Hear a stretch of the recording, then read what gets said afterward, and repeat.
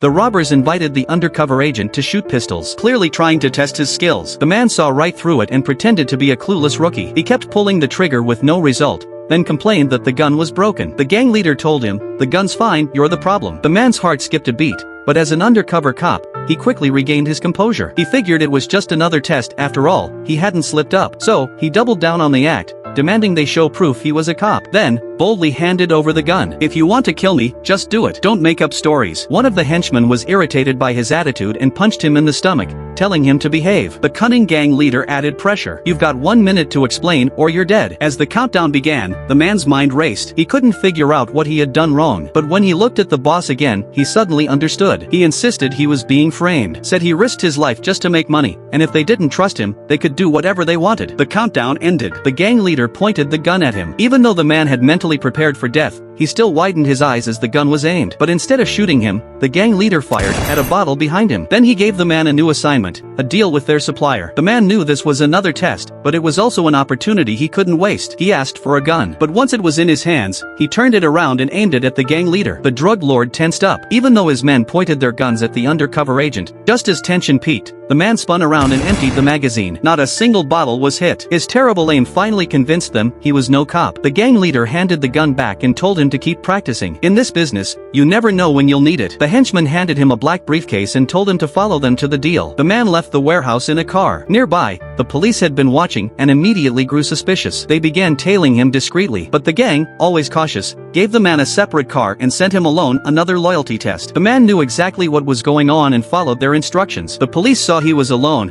but didn't stop him. Instead, they recorded his license plate. They planned to intercept him later by having an officer pose as traffic police to make contact on the road. Then the man started using Morse code,